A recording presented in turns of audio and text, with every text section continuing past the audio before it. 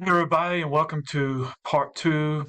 In this video, I'll be talking more in detail about the information and the material found in the PowerPoint slides for Chapter 7 and Chapter 8, Nutrition and Weight Management. So, um, part 1 was all about assignments. Part 2, this video is going to be talking about the information and all the material that you need to know to do well on the tests.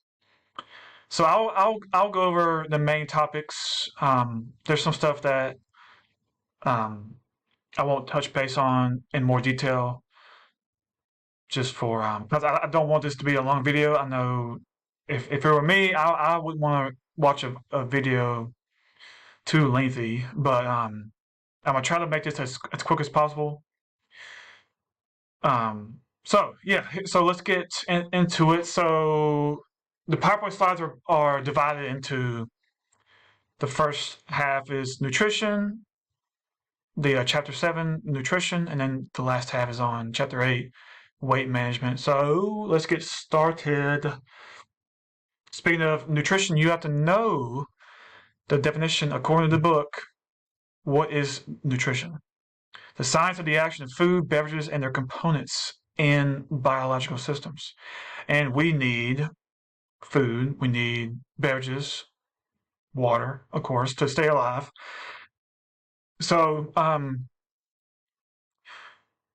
I mean that's nutrition in a nutshell. And your assignment, um, is nutrition important?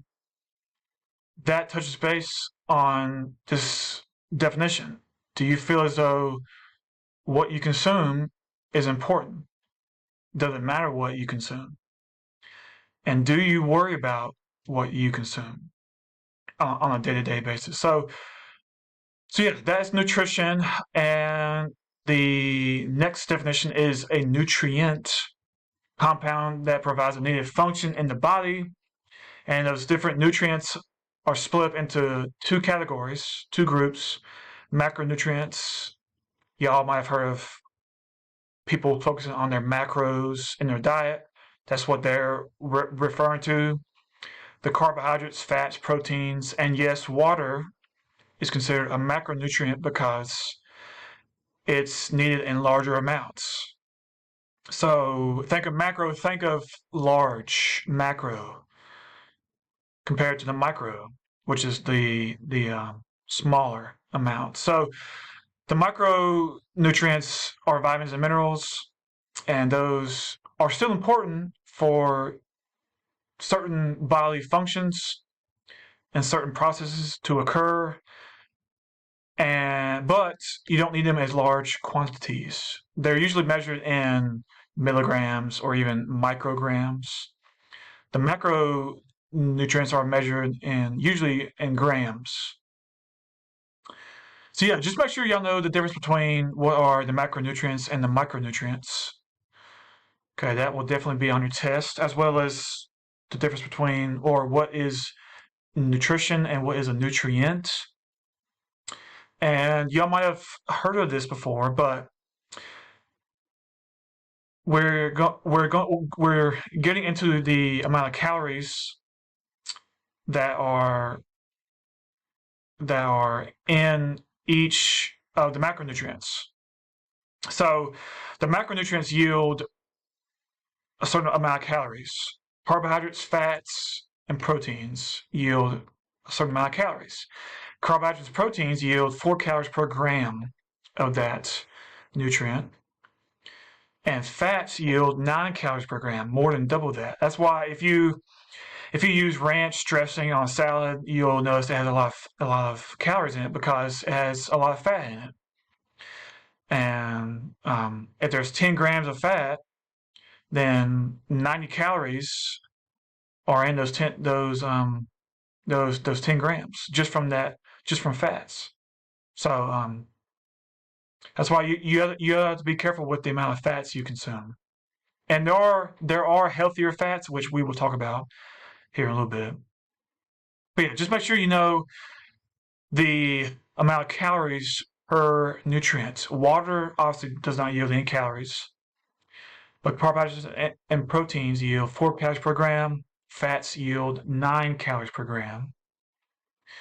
And speaking of calories, here's the definition of a calorie. It's the amount of energy needed to raise 1 kilogram of water 1 degree Celsius. Okay. And there's a video that I'll post a link to where how in laboratories and research labs where they use what's known as a bomb calorie meter, and this is a figure of a bomb calorie meter, and that's how they determine the amount of calories are in your favorite foods and beverages. And I will post a video at the bottom of the module. It's a YouTube video. It's very short. And in case you're wondering how they determine the amount of calories in your favorite foods and beverages. So yeah, so just make sure you know what a calorie is. The amount of energy needed to raise 1 kilogram of water 1 degree Celsius. Now we're on to carbohydrates. Carbohydrates is the body's primary source of energy. Okay. If you're on a low carb diet, which we will talk about here in a little bit, then you may have noticed you don't have a lot of energy. You might feel fatigued, sluggish, you don't want to do anything, you want to stay at home, sleep all day.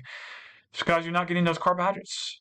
You're not getting those carbohydrates and mainly glucose, the main sugar, the main fuel source for your brain and all cells. So, yeah, carbohydrates, body's primary source of energy.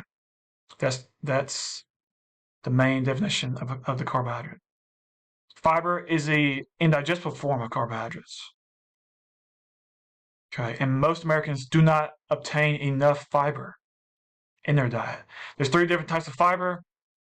You got dietary fiber, functional fiber, and total fiber is, well, it's really the sum of the dietary fiber and functional fiber. But dietary fiber, it occurs naturally in foods and vegetables, fruits. So strawberries, bananas, apples, potatoes, they're gonna have a lot of fiber in it. Nuts and seeds, they're gonna have a lot of fiber in them.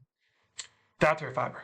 Functional fiber, it's fiber, yes, but it's extracted from whole foods and then added to processed foods to make them seem healthier, quote, healthier.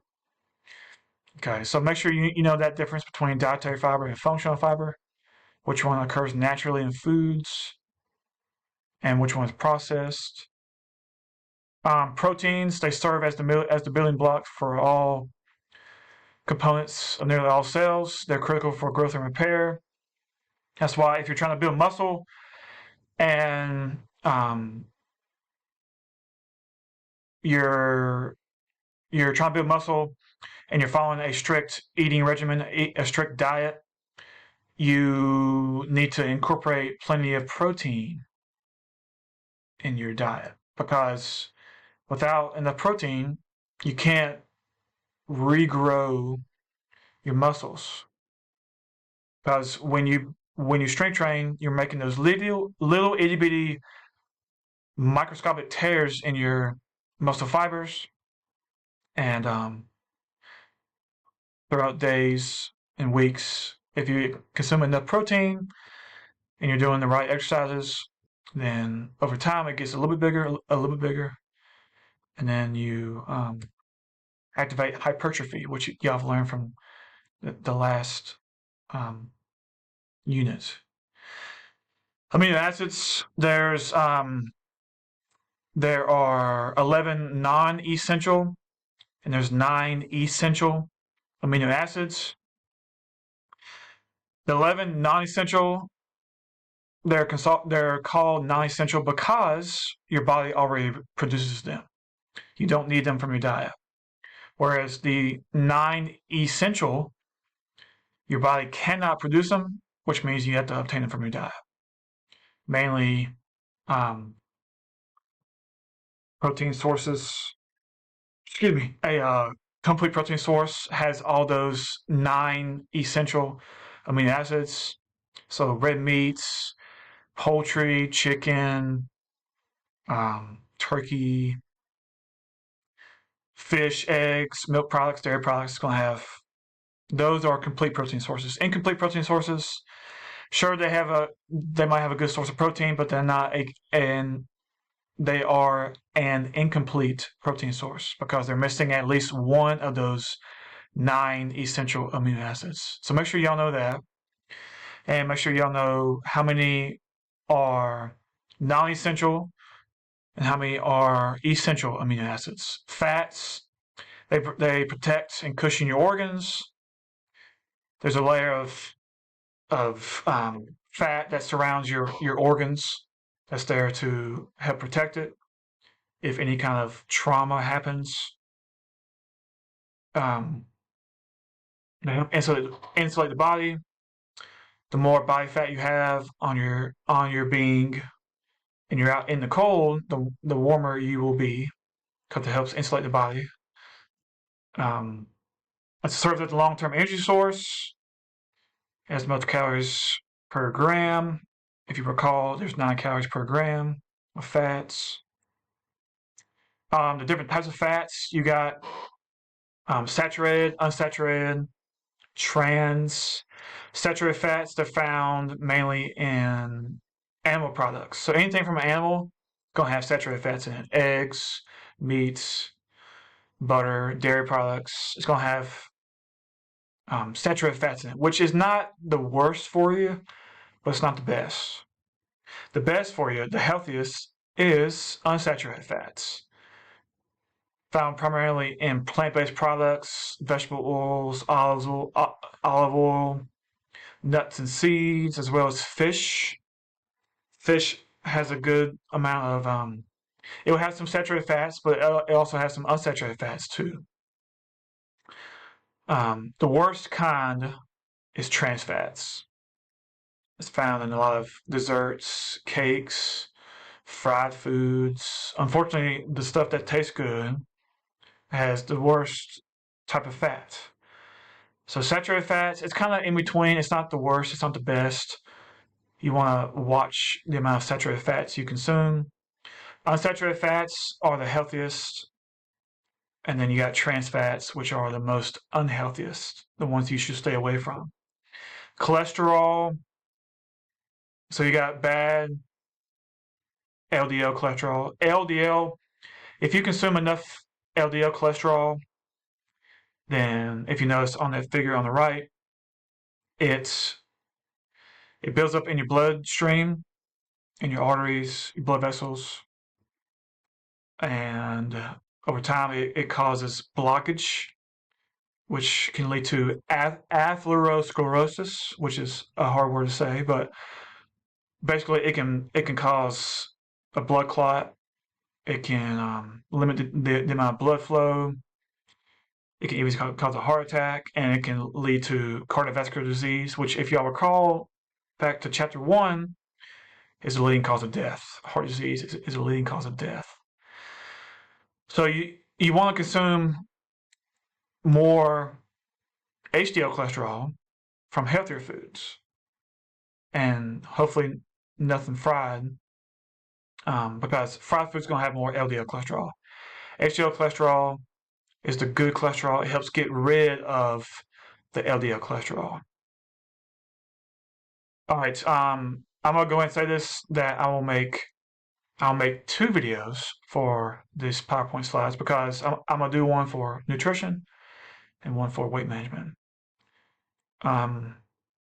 Vitamins. So we talked about the macronutrients: fats, proteins, carbohydrates. Vitamins are, again, they are a micronutrient. They're not, you don't need as much in your diet compared to the macronutrients, but they're still important. They're still necessary for different reactions to occur in your body. And they're broken down into 2 groups. You got the fat soluble vitamins and the water soluble vitamins. Fat soluble, A, D, E, K, and they're absorbed with the presence of fats through your intestinal tract. Water soluble vitamins, they're absorbed with the presence of water in your intestinal tract. So yeah, just make sure you know the difference between fat soluble and water soluble. I had a student tell me the way that she remembered the fat soluble vitamins. She had the acronym DECA, DEKA, and she just really remembered that. So that might help you remember when it comes to studying.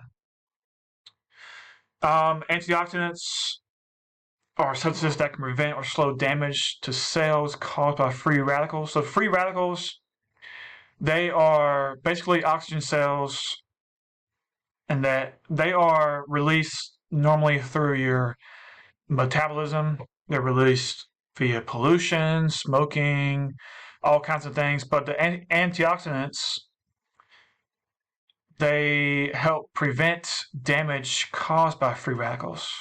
And free radicals, if you're exposed to enough free radicals without enough antioxidants in your diet, it's been linked to aging, inflammation, cancer, heart disease, even dementia. So there's been studies on free radicals. I'm sure y'all have heard of like blueberries or raspberries that are high in antioxidants. So that's what that is referring to is antioxidants that help eliminate damage caused by free radicals. Almost done. I'm sorry it's taking so long, but I want to make sure y'all um, that I cover all the main topics for nutrition. Minerals, kind of like vitamins, they're again micronutrients. You don't need them as much in your diet, but they're still important for different functions. I'm sure y'all have heard of um, you need to have more calcium in your body, in your diet to build strong bones. Some people that are anemic, they have low iron in their blood. And if you recall, going back to the cardiovascular section back in chapter 3, um, iron is necessary for your red blood cells to deliver oxygen. Iron containing hemoglobin in the red blood cells, and if you don't have enough iron, that oxygen cannot bind to the hemoglobin in the red blood cells, which means the oxygen cannot be delivered, which means it can be very problematic. So yeah, so sodium, again, sodium, I'm sure y'all have heard of sodium and how you don't need as much. It's important, but you don't need to consume a lot of it. Potassium is very important too. Um, Potassium, not having enough potassium in your blood can be fatal. So again, these are different minerals that are important, but you don't need as much of them in your diet compared to the macronutrients. Last but not least, water. Um, as we know, water is the best beverage. You should be consuming water. Hopefully, nothing else, if possible. But your body is made up of mainly water, based on how tall you are, um, whether you're male or female, how old you are. But you don't obtain water just from drinking it. But you if you consume watermelon, cantaloupe, oranges, spinach, lettuce, it's mainly those foods are mainly water. So you do get an amount of water when you consume those foods. So yeah, but yeah, that's it all for nutrition. I will see y'all in the next video, the last video for this module. I know I'm trying to be as quick as possible, but be very detail oriented. If y'all have questions, feel free to let me know. But I will see y'all in the next video for weight management.